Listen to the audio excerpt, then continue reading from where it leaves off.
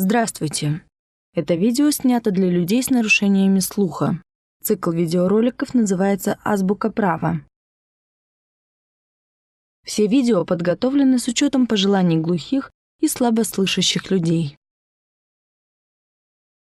Мы постарались, чтобы жесты и слова были понятны каждому человеку, у которого есть инвалидность по слуху. Мы будем говорить на жестовом языке. Внизу экрана вы можете прочитать субтитры, а для слабослышащих мы записали голос. Наше видео сопровождается иллюстрациями, которые помогут вам лучше понять соответствующую тему. Заключение брака, прекращение брака, недействительность брака. Образовательное видео для глухих и слабослышащих людей. В этом видео мы расскажем вам о заключении брака, о расторжении брака, о некоторых особенностях недействительности брака. Согласно Семейному кодексу Кыргызской Республики, брак – это равноправный и добровольный союз между мужчиной и женщиной,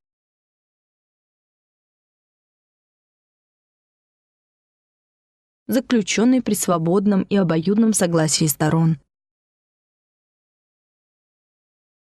Законодательством Кыргызской Республики признаются только браки, зарегистрированные в органах ЗАГС. Запись актов гражданского состояния. Браки, заключенные на основе религиозных обрядов, не имеют юридической силы и не порождают возникновения каких-либо прав.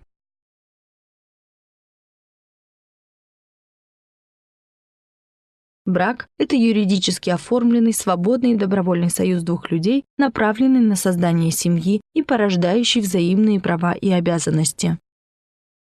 Рассмотрим порядок заключения брака. Брак заключается путем государственной регистрации при личном присутствии лиц, вступающих в брак,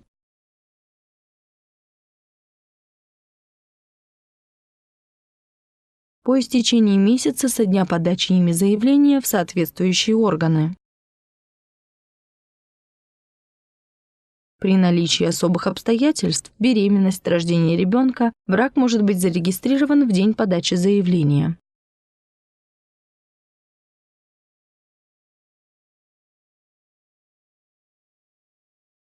Государственную регистрацию брака осуществляют органы ЗАГС по месту прописки,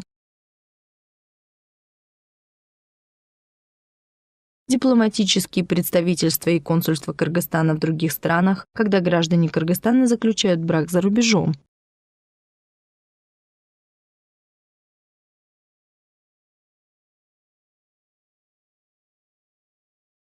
Айлак-Мату в отдаленных селах. В Кыргызстане в брак могут вступать только лица, достигшие 18 лет. В случае вступления в брак с лицом, не достигшим 18 лет, наступает уголовная ответственность. Прекращение брака. Брак прекращается вследствие смерти одного из супругов,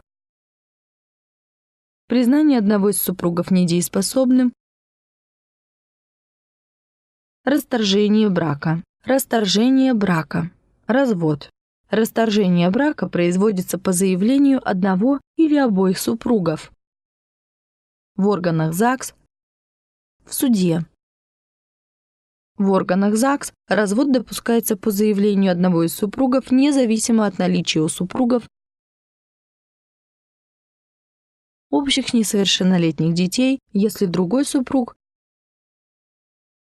признан судом безвестно отсутствующим,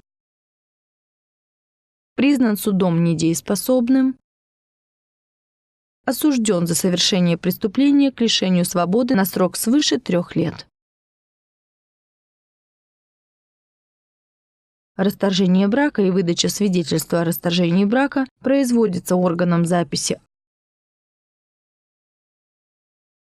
актов гражданского состояния по истечении месяца со дня подачи совместного заявления супругов о расторжении брака.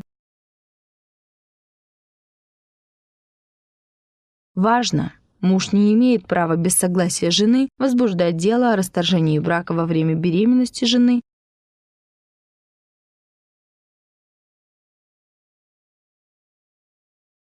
и в течение года после рождения их общего ребенка. Какие документы нужны для расторжения брака в органах ЗАГС? Заявление о расторжении брака, копия паспорта заявителя, копия свидетельства о браке, иные документы, например, справка о нахождении супруга в местах лишения свободы. Расторжение брака в судебном порядке. Если у супругов есть несовершеннолетние дети,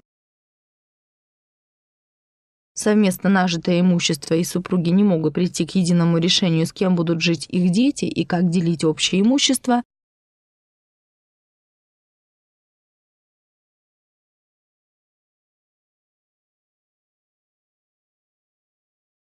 то брак расторгается через суд.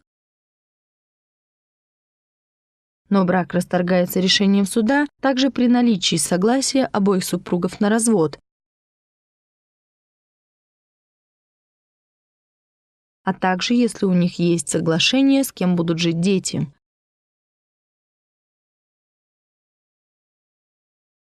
Тогда для чего брак расторгается через суд? Прежде всего, суд рассматривает интересы несовершеннолетних детей. С кем они будут жить после развода родителей, кто из родителей будет выплачивать алименты на обеспечение детей.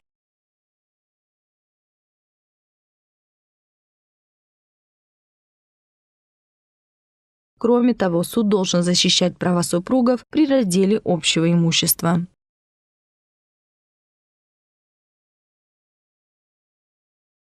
Недействительность брака. Если не соблюдать условия заключения брака, то он будет считаться недействительным. Есть следующие основания для признания брака недействительным. Один из супругов уже состоит в другом зарегистрированном браке.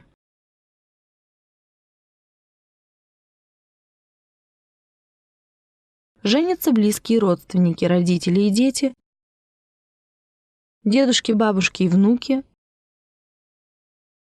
братья и сестры. Брак между усыновителями и усыновленными.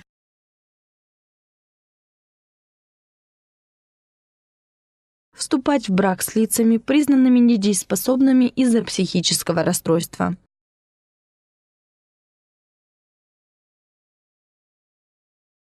Один из супругов скрыл от другого наличие венерической болезни или ВИЧ-инфекции.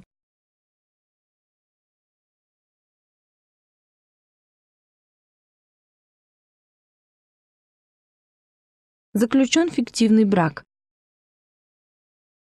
Фиктивный брак – брак, заключенный без намерения создать семью в целях получения какой-либо выгоды.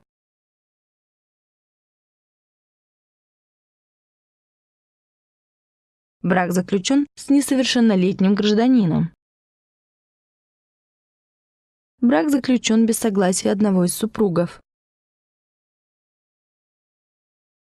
Признание брака недействительным производится судом.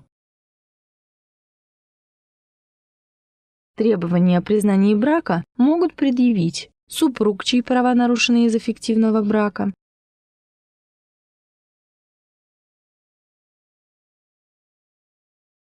прокурор, органы по защите детей и семьи,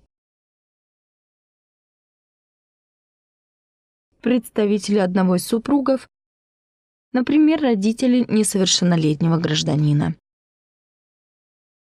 Благодарим за внимание.